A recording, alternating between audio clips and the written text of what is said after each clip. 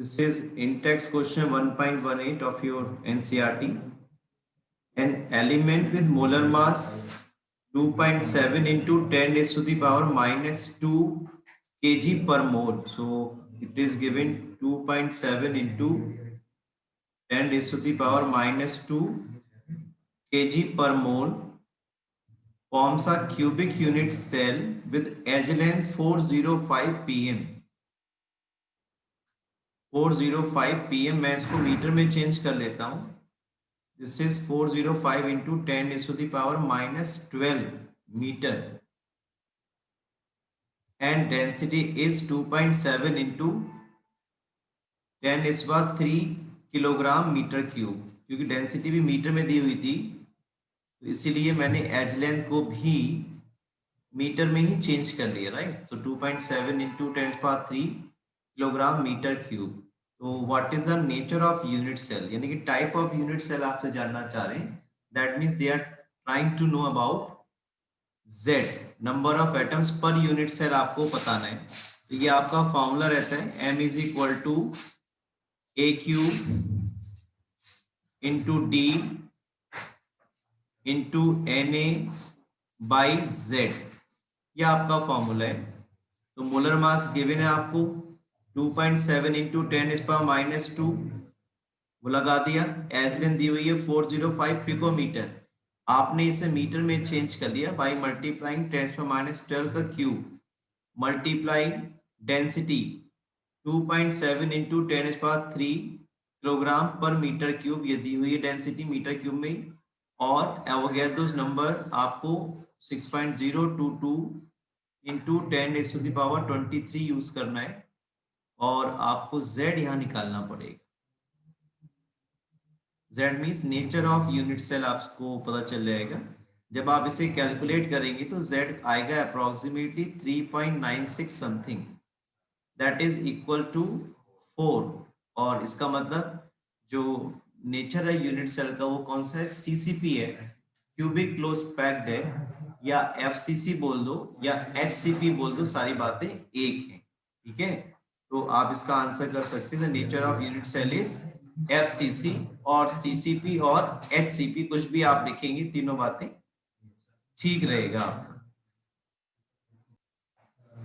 2010 से पहले ये देखा गया है कि जो सेट्स आते थे पेपर में, क्वेश्चन पेपर के 1 2 3, उनमें जनरली सीरियल नंबर चेंज कर देते थे क्वेश्चंस का.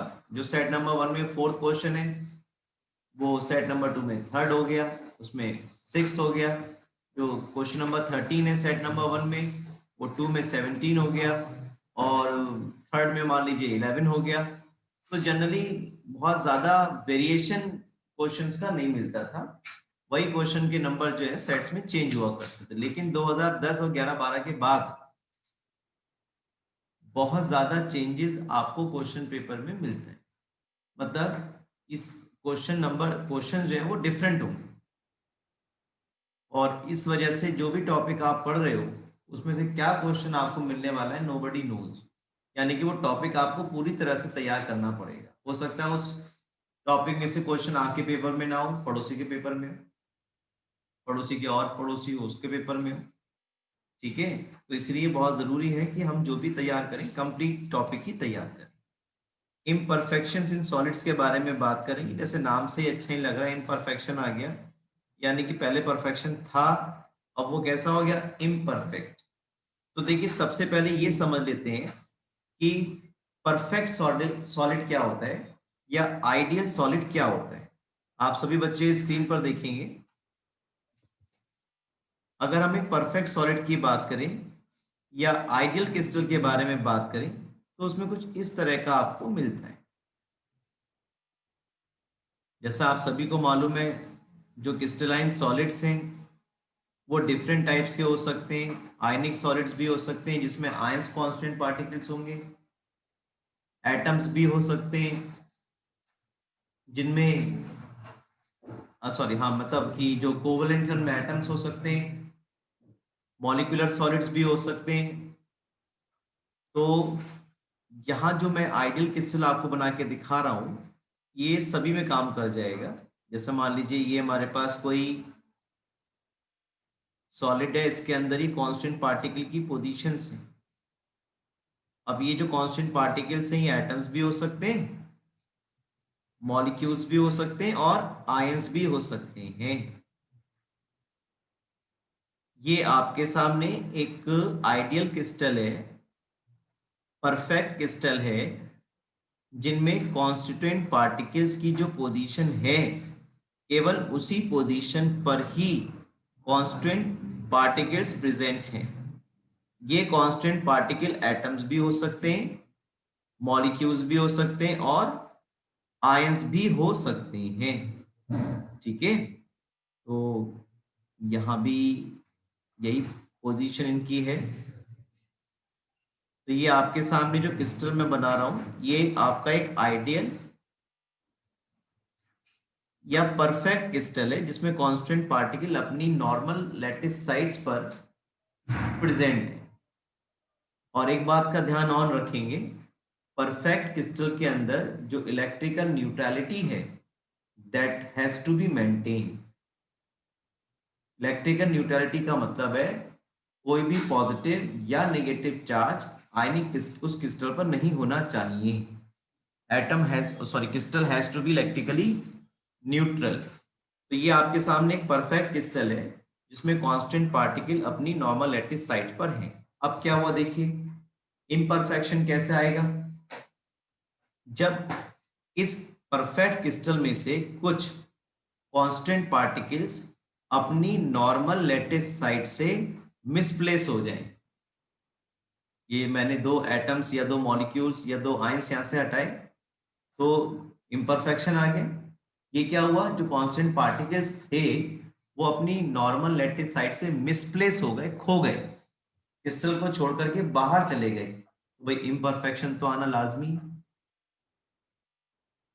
तो ये आपका जो इम्परफेक्शन है कैसे हो सकता है, by misplacement of constituent particles. या ऐसा भी हो सकता है कि ये कांस्टेंट पार्टिकल अपनी नॉर्मल लैटिस साइट से हटे और यहां कहीं आ गया, देखो अपनी नॉर्मल लैटिस साइट को छोड़ करके ये जो यहाँ पर स्पेस है उसमें चला गया। यहाँ पे था पहले यहाँ पर था, अपनी नॉर्मल लैटिस साइट छोड़ के क्या हो गया, यहाँ आ गया क्रिस्टल के अंदर। यानी कि ये क्या हुआ, डिस्प्लेसमेंट। जो क्लास में आपकी जगह है उस जगह से उठ के, जो आपकी भाई सीटिंग प्लान के हिसाब से आपकी लोकेशन है वहां बैठे हुए थे पहले आप, अब वहां से उठ के क्या हुआ, क्लास में ही किसी दूसरी जगह पर जाकर के आप बैठ गए, इन बिटवीन द रोज आप बैठ गए, तो इम्परफेक्शन तो आएगी। तो ये क्या हुआ, डिस्प्लेसमेंट। तो displacement can cause imperfection, misplacement can cause imperfection. और ये इम्परफेक्शन जो है वो दो तरह से हम पढ़ेंगे। पहला है हमारे पास पॉइंट डिफेक्ट्स और दूसरा है हमारे पास लाइन डिफेक्ट्स। तो देखिए आप, जो पॉइंट डिफेक्ट है वो कब अराइज होगा, जैसे अभी मैंने आपको दिखाया था ये कांस्टेंट पार्टिकल अपनी नॉर्मल लैटिस साइड से चले गए, ये पॉइंट डिफेक्ट हो गया। इसी लैटिस साइड से लैटिस पॉइंट से कुछ, सब नहीं, कुछ कांस्टेंट पार्टिकल अपनी नॉर्मल लैटिस साइड से या तो मिसप्लेस हो जाए या डिस्प्लेस हो जाए, तब ये डिफेक्ट कहलाएगा आपका पॉइंट डिफेक्ट। और अगर ये पॉइंट डिफेक्ट एंटायर रो में हो, अगर ये पॉइंट डिफेक्ट एंटायर रो में होगा then it is called line defect. ठीक है, तो जब पॉइंट डिफेक्ट होगा तो कुछ पोजीशन से, कुछ लैटिस पॉइंट से, कुछ लैटिस साइड से constant particles will either move inside the crystal और आउटसाइड द क्रिस्टल, तो इम्परफेक्शन होगा। और अगर point defect is observe, lattice point से वो एक रो से ही डिफेक्ट में जा रहे हैं, if point defect is observe in the entire row then it is called line defect. तो इसके सामने, इस समय जो आपके सामने स्क्रीन पर फिगर है वो किसकी है, लाइन डिफेक्ट वाली है। लेकिन हमारे सिलेबस में लाइन डिफेक्ट नहीं है, हमारे सिलेबस में केवल क्या है, पॉइंट डिफेक्ट ही है। ठीक है, तो अब हम पॉइंट डिफेक्ट्स को डिटेल में डिस्कस करेंगे। जैसा पहला डिफेक्ट की हम बात करें, एक बात और समझ लेते हैं, डिफेक्ट जो है वो तीन तरह से हमें पढ़ने हैं पॉइंट डिफेक्ट्स को। पहला हम बात करेंगे स्टैच्यूमेट्रिक डिफेक्ट्स। नाम से समझ में आ रहा है कि भाई जो स्टैच्यूमेट्री है वो डिफर नहीं होगी, उसमें कोई चेंज नहीं होगा। इसका क्या मतलब हुआ?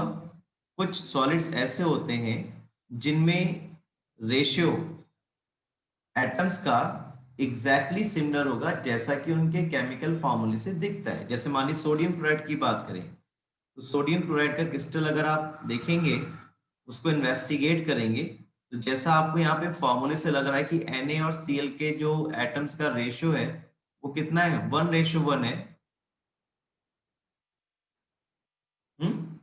वैसे ही आप जब क्रिस्टल को इन्वेस्टिगेट करेंगे, ऑब्जर्व करेंगे, तब आपको वो रेशियो एग्जैक्टली 1:1 ही मिलेगा। ऐसे कंपाउंड्स आपके कराएंगे stoichiometric compounds. The compounds in which ratio of atoms of various elements is exactly similar as shown by their chemical formula।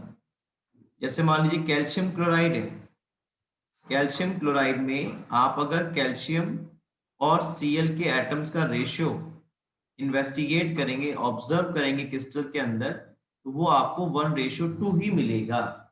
तो जैसा रेशियो उनके केमिकल फॉर्मूले से दिखता है वैसा ही रेशियो आपको इन्वेस्टिगेट करने पर भी मिलेगा। तो इस तरह के जो कंपाउंड्स हैं they are said to be stoichiometric compound. Non stoichiometric क्या होते हैं वो भी देख लेते हैं। ये हमारे पास निकेल ऑक्साइड है, जिसको देखने से आपको लग रहा है कि निकेल और जो ऑक्सीजन एटम्स का रेशियो है कंपाउंड के अंदर, इट सीम्स टू बी 1:1 लग रहा है ना। लेकिन जब आप इसे इन्वेस्टिगेट करेंगे, then actual ratio of Ni ratio O comes 0.98/1, ये इतना है। यानी कि कुछ कैटाइंस क्या हो गए, कम हो गए। ठीक है, तो इस तरह से ऐसे कंपाउंड जिनमें एटम्स का रेशियो वैसा ना आए जैसा कि उनके केमिकल फॉर्मूले से दिखता है, लगता है, तो ऐसे कंपाउंड्स कहलाएंगे आपके non stoichiometric compound.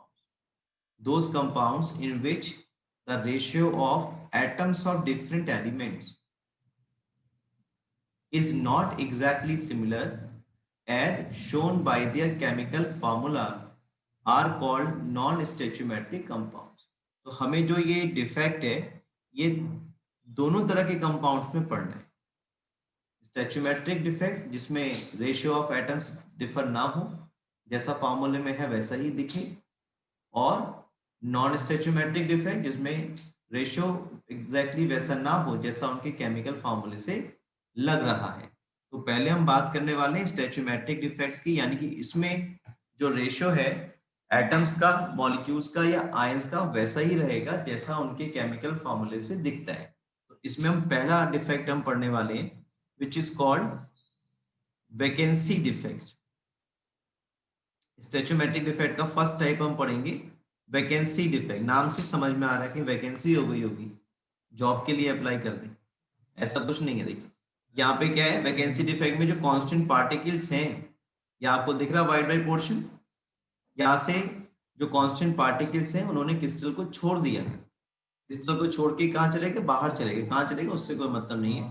But vacancy defect arises when the misplacement of constant particles takes place. अब ये जो वैकेंसी डिफेक्ट है इसकी इंपॉर्टेंस ये है, जो बात याद रखने वाली है वो ये है कि जो वैकेंसी डिफेक्ट है वो केवल आपको नॉन आयनिक सॉलिड्स में ही मिलेगा।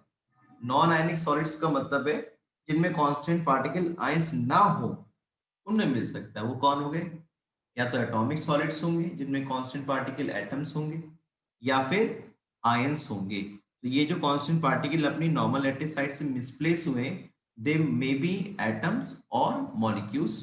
ठीक है, तो ये अराइज कब होगा, जब आप किसी भी सॉलिड को हीट करोगे तो उसके जो कांस्टेंट पार्टिकल्स हैं उनकी काइनेटिक एनर्जी बहुत बढ़ जाती है, और कुछ कांस्टेंट पार्टिकल जिनकी काइनेटिक एनर्जी बहुत ज्यादा बढ़ जाएगी वो क्रिस्टल को छोड़ करके बाहर चले जाएंगे। और आप देख सकते हैं जो नंबर ऑफ पार्टिकल्स है पर यूनिट वॉल्यूम क्या हो गए, कम हो गए। वो इसलिए डेंसिटी क्या हो जाएगी, कम हो जाएगी। When some of the lattice sites are vacant, the crystal is said to have vacancy defect. This results in decrease in density of the substance, and this defect can also develop when a substance is heated. तो आपसे question आता है what happens when a solid is heated, तो आप बता देंगे vacancy defect is created. And which property is altered, तो बता देंगे कौन सी प्रॉपर्टी अल्टर होगी, density. In what way it will decrease. Next हम बात करेंगे इंटरस्टिशियल डिफेक्ट की. जैसे नाम से समझ में आ रहा है, जो इंटरस्टिशियल साइट्स हैं उनमें कांस्टेंट पार्टिकल पहुंच जाए. देखिए यहाँ जो ये इंटरस्टिशियल साइट्स हैं, ये जो बीच में स्पेस है एटम्स के बीच में, इनको बोलते हैं इंटरस्टिशियल साइट्स. और अगर इन इंटरस्टिशियल साइट्स में कुछ कांस्टेंट पार्टिकल्स आ गए, कुछ फॉरेन पार्टिकल्स आ गए, तब इस तरह का डिफेक्ट कहलाएगा आपका इंटरस्टिशियल डिफेक्ट. आप देख पा रहे हैं इंटरस्टिशियल डिफेक्ट की वजह से जो नंबर ऑफ पार्टिकल्स है पर यूनिट वॉल्यूम वो इंक्रीज कर रहा है, और इसलिए इंटरस्टिशियल डिफेक्ट की वजह से जो डेंसिटी है वो क्या होगी, इंक्रीज कर जाएगी. जबकि वैकेंसी डिफेक्ट से क्या हो रहा था, डेंसिटी डिक्रीज कर जाएगी. When some constant particles, atoms और मॉलिक्यूल, जैसे मैंने अभी बताया आयनिक सॉलिड्स में जो डिफेक्ट है वो अलग तरह का नाम उसका होगा, लेकिन इंटरस्टिशियल डिफेक्ट की अगर हम बात करेंगे तो वो पर्टिकुलरली या तो एटम्स जहां पे कांस्टेंट पार्टिकल्स होंगे या मॉलिक्यूल्स जहां पर कांस्टेंट पार्टिकल्स होंगे वहां भी आपको मिल सकता है. When some constant particles occupy an interstitial site, the crystal is said to have interstitial defect. This defect increases the density of substance. ये बड़ी इंपॉर्टेंट बात है. Vacancy and interstitial defects are, as explained above, can be shown by non-ionic solids. और अगर आयनिक solids के case में होगा तो उसका नाम हम क्या बोलेंगे, Frenkel and Schottky defect. तो इनको भी हम देख लेते हैं. This is Frenkel defect. तो फ्रैंकेल डिफेक्ट में देखिए ये आपके सामने फिगर बनी हुई है फर्स्ट वाला. फ्रैंकेल डिफेक्ट में आप देख सकते हो, फ्रैंकेल डिफेक्ट में कुछ कांस्टेंट पार्टिकल्स अपनी नॉर्मल लैटिस साइट को छोड़ करके इंटरस्टिशियल साइट में आगे. देखिए यहाँ जो कैटायन है ना, ये वाला देखो, ये जो कैटायन है देख रहे हैं आप, ये कैटायन जो है वो यहां से हटके कहां पहुंच गया, ये पहुंच गया इंटरस्टिशियल साइट में. ठीक है, आप देख सकते हैं फ्रैंकेल डिफेक्ट में जो कैटायन है वो यहां पे था, ये अपनी नॉर्मल लैटिस साइट को छोड़ करके कहा गया, ये पहुंचा. देखिए इस इंटरस्टिशियल साइट में पहुंच गया.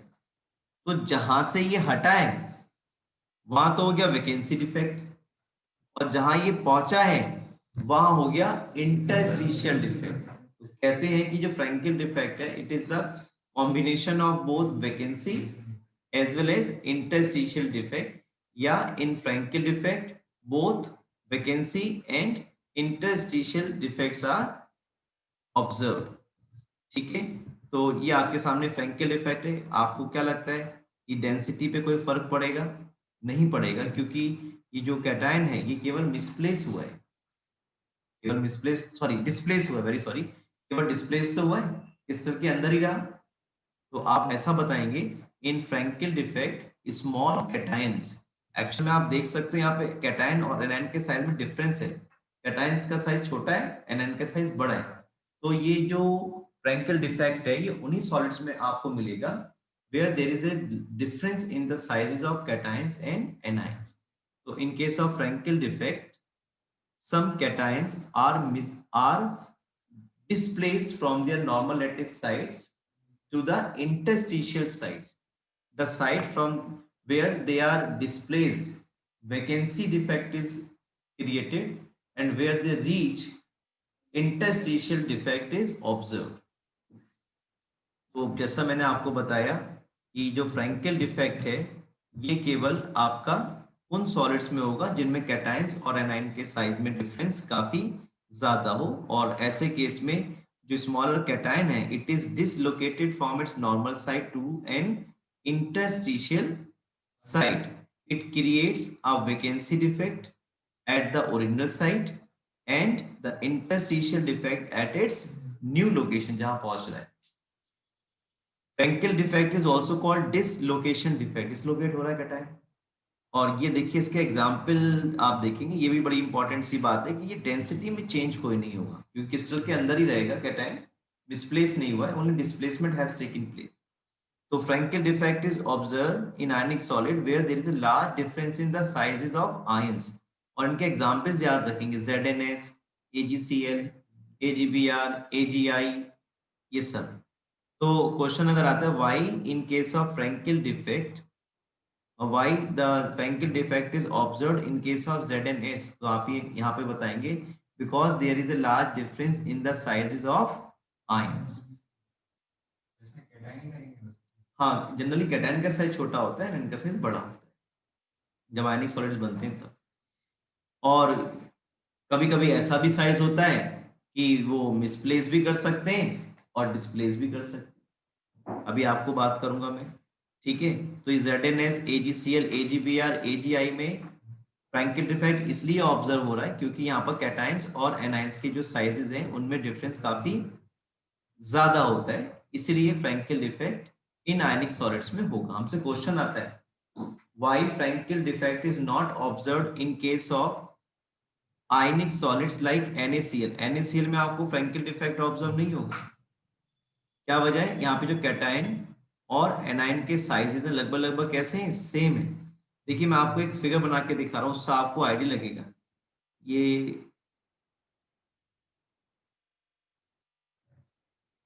ये मैं NaCl का क्रिस्टल बना रहा हूँ, देखिए आपके लिए। यहाँ पर ये Na पॉजिटिव, Cl नेगेटिव, जब साइजेस लगभग लगभग बराबर होंगे ना, तो इंटरस्टिशियल जो साइट्स हैं वो बहुत ही स्मॉल क्रिएट होंगी।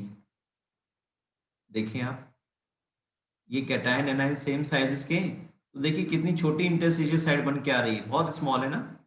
तो इस स्मॉल इंटरस्टिशियल साइड में कौन मूव कर पाएगा? ना कैटायन मूव कर पाएगा ना एनायन मूव कर पाएगा। तो जहां पर आयनिक सॉलिड के साइज लगभग लगभग सेम है, कैटायन एनायन के साइज सेम है, वहां पर फ्रैंकेल डिफेक्ट ऑब्जर्व नहीं होगा क्योंकि वहां पर जो इंटरस्टिशियल साइड्स का साइज है वो काफी स्मॉल होगा और कैटायन जो वहां पे डिस्प्लेस नहीं हो सकता।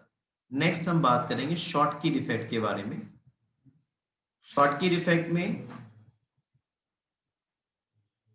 कैटायंस और एनायंस इक्वल नंबर में मिसप्लेस हो जाते हैं। इस समय जैसा कि आपको स्क्रीन पर दिखाई पड़ रहा है, ये आपके सामने शॉर्टकी डिफेक्ट का क्रिस्टल है।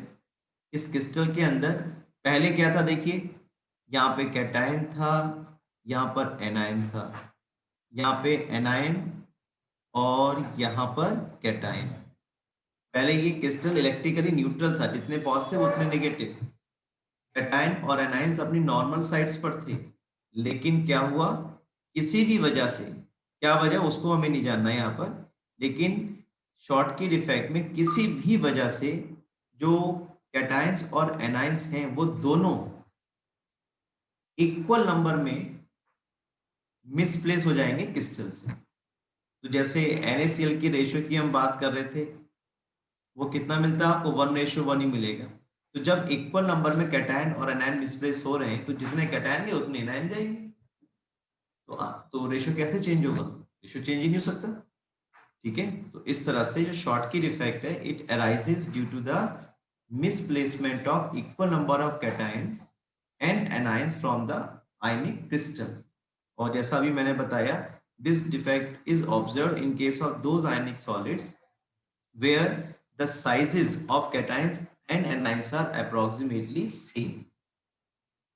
जैसे आपके NaCl है, KCl है, सीजियम क्लोराइड है, AgBr है, ठीक है। इन सब में आप देखें AgBr में तो दोनों ही डिफेक्ट होंगे, फ्रैंकेल डिफेक्ट भी होगा और शॉर्टकी डिफेक्ट भी होगा। ऐसा AgBr में क्या है, कुछ भी नहीं भाई। देखो जो शॉर्टकी डिफेक्ट है वो होने के लिए कैटायन एनायन इक्वल नंबर में चाहिए, जितने इक्वल नंबर में Ag पॉजिटिव चलेगा उतने Br नेगेटिव चलेगा, यहाँ तो कोई दिक्कत नहीं है।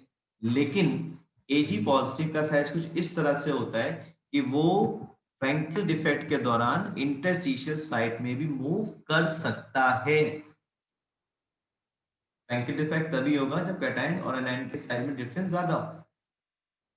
तो Ag पॉजिटिव और Br नेगेटिव में साइज का जो प्रोपोर्शन है वो कुछ इस तरह का है कि Ag पॉजिटिव इंटरस्टिशियल साइट में भी मूव कर सकता है, इसीलिए AGBR के केस में फ्रैंकेल डिफेक्ट भी ऑब्जर्व होगा और शॉर्ट की डिफेक्ट भी ऑब्जर्व होगा। काफी बार क्वेश्चन कहते हैं लोग आएगा, आता नहीं है। इट मे बी नोटेड या name ionic solid which can show both Frenkel and Schottky defect, तो क्या बताएंगे? AGBR। सुनने में अच्छा लगता है लेकिन क्वेश्चन पूछा नहीं है। नेक्स्ट हम बात करने वाले हैं इम्प्यूरिटी डिफेक्ट के बारे में। आप डिस्टिंग्विश तो लिख सकते हैं। फ्रैंकेल डिफेक्ट में और शॉर्ट की डिफेक्ट में क्या लिखेंगे? देखिए, Frenkel defect is observed when cations are displaced from their normal lattice sites. Schottky defect is observed when equal number of cation and anions are misplaced from their normal lattice sites. Misplaced. Short की defect में तो crystal को छोड़ के चले गए, जैसे party चल रही थी तो कपल जो है वो पूरा चला गया।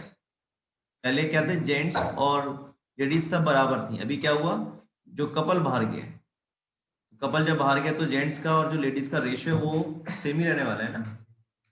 तो शॉर्ट की फ्रैंकेल डिफेक्ट में density will not change, short की डिफेक्ट में density will decrease. Frankel defect is observed in case of those ionic solid where there is a large difference in the sizes of cations and anions. Schottky defect is observed in case of those ionic solids where cations and anions are of almost similar sizes.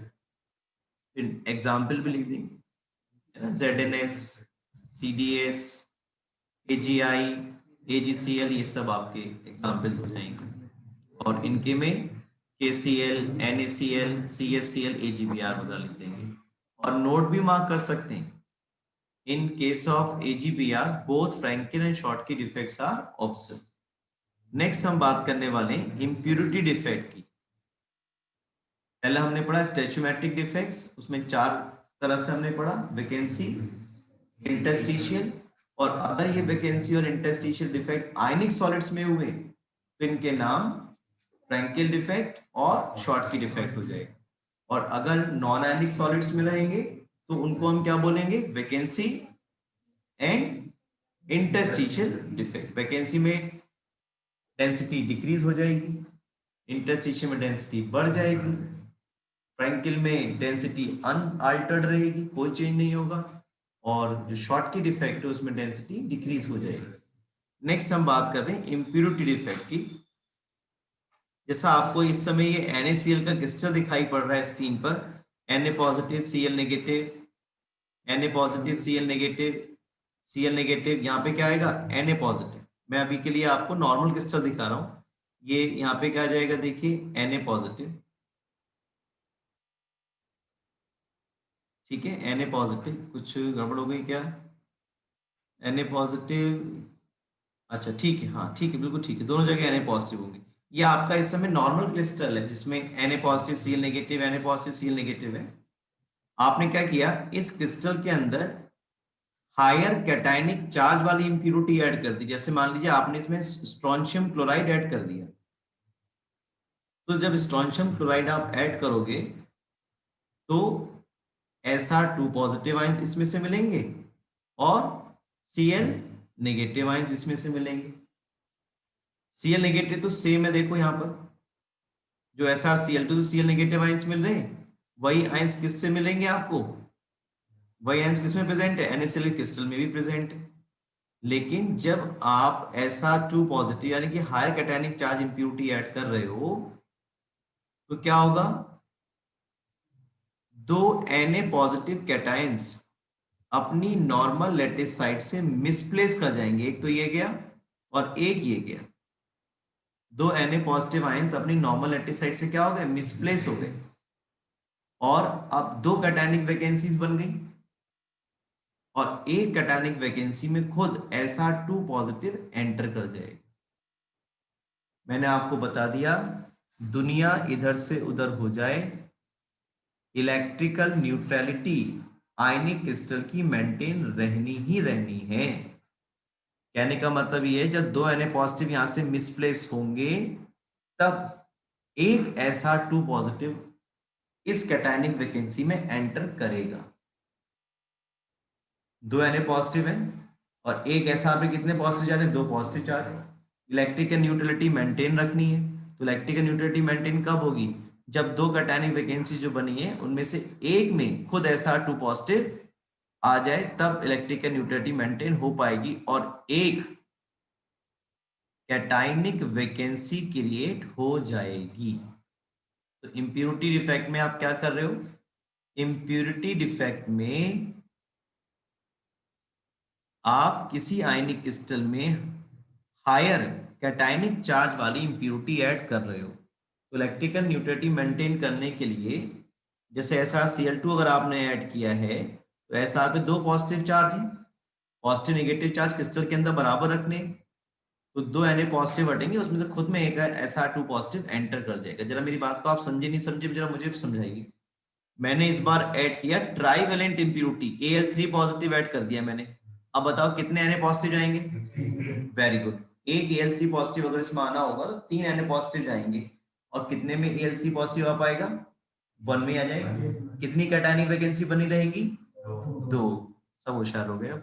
तो इस बात को आप बहुत अच्छे समझ गए कि जब आप मॉल्टिन NaCl में SrCl2 ऐड करेंगे तो some of the sites of Na positive ions are occupied by SR2 positive. Each SR2 positive replaces 2 Na positive ions. It occupies the site of one ion and the other side remains vacant. ये cationic vacancy बन गई। The cationic vacancy thus produced are equal in the number of that SR2 positive ion. ये क्या बात है? इस पर हमें न्यूमेरिकल भी दिया है। देखो जरा बताओ, अगर आपने एक SrCl2 का मॉलिक्यूल ऐड किया, कितने Na पॉजिटिव जाएंगे? 2। कितने में SR पॉजिटिव खुद आ जाएगा? 1। और कितनी कैटायनिक वैकेंसी रह जाएंगी? 1 ही रह जाएगी। अगर आपने 2 SrCl2 के मॉलिक्यूल ऐड किए तो कितने Na पॉजिटिव जाएंगे? 4। उन 4 में से 2 में खुद कौन आ जाएगा? एक SR2 पॉजिटिव, दूसरा SR2 पॉजिटिव। कितनी कैटायनिक वैकेंसी रहेगी? 2। तो वही कह रहे हैं आपसे, the cationic vacancy thus produced are equal in the number of SR2 positive ion. जितना SR2 पॉजिटिव आयन एंटर करोगे उसके डबल Na पॉजिटिव हटेंगे, उनमें से एक में खुद SR2 पॉजिटिव चला जाएगा और एक कैटायनिक वैकेंसी रहेगी, यानी कि ओवरऑल जितना SR2 पॉजिटिव आयन आप ऐड करोगे उतनी ही कैटायनिक वैकेंसी बनेगी। ऐसा आप CdCl2 को ऐड करके भी इम्प्यूरिटी डिफेक्ट कॉज कर सकते हो, AgCl को ऐड करके भी आप इम्प्यूरिटी डिफेक्ट को कॉज कर सकते हो। इस पर बेस एक न्यूमेरिकल है, जल्दी से देख लेते हैं। इसी टॉपिक के साथ पढ़ लेंगे तो ज्यादा अच्छी अंडरस्टैंडिंग आपकी आएगी। ये आपका एक्सरसाइज की प्रॉब्लम है।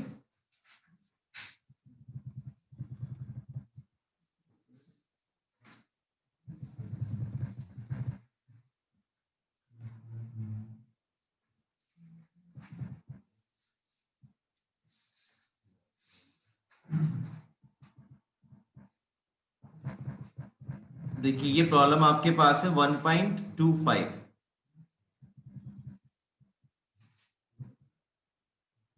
1.25 प्रॉब्लम है एक्सरसाइज का। इसमें आपसे बोला जा रहा है if NaCl is doped with 10 raised to the power -3 mole percent of SrCl2, यानी कि इतना SrCl2 उसके अंदर डॉप किया, इम्प्योरिटी ऐड की। डोपिंग का मतलब होता है mixing of impurity. Doping test सुना है ना आपने, एथलीट वगैरह के में स्टेरॉइड वगैरह चेक किए जाते हैं, इम्प्योरिटी चेक की जाती है ब्लड में, इसको डोपिंग टेस्ट बोलते हैं। इसी तरह से NaCl के क्रिस्टल में SrCl2 की इम्प्योरिटी ऐड कर दी गई। तो आपसे जानना चाह रहे हैं what is the concentration of cationic vacancy. Cationic vacancy की कंसंट्रेशन कितनी होगी? तो जैसा कि अभी आपने सीखा है थियोरेटिकली, जो कैटायनिक वैकेंसीज हैं, cationic vacancies will be equal, cationic vacancies will be equal to the number of SR2 positive ions. ठीक है ना, अभी आपने सीखा ना ये बात। कैटायनिक वैकेंसी कितनी होगी? जितना SR2 पॉजिटिव आयंस का नंबर होगा। तो SR2 पॉजिटिव कितना मिलेगा? देखो कितना है, 10 raised to the power -3 mole percent of SrCl2, यानी कि SR2 पॉजिटिव में इसको बोल सकता हूं, है ना। देखिए आप इसको आप कन्वर्ट कर लोगे किसमें, नंबर में कन्वर्ट कर लो, डिवाइडेड बाई 100, डिवाइडेड बाई 100 कितना हो जाएगा ये हो जाएगा आपका 10⁻⁻5 हो जाएगा ये हो जाएगा 10⁻⁻5 मोल SrCl2 या SR2, पॉसिबल तो एक ही बात है। अब आप समझ सकते हैं, आपको इसको नंबर में एग्जैक्टली कन्वर्ट करना है, ये भी वैसा आपका आंसर हो सकता है, इतनी कैटायनिक वैकेंसीज बनेंगी, या 10⁻⁻5 इंटू 6.022 इंटू 10⁻23 ऐसा लिख दो, इतनी कैटायनिक वैकेंसी या इतने SR2 पॉजिटिव आए, तो इसे आप सॉल्व भी कर लेंगे। 6.022 इंटू 10⁻⁻8 ये प्लस का 18 हो जाएगा, इतनी कैटायनिक वैकेंसी जो है वो रही।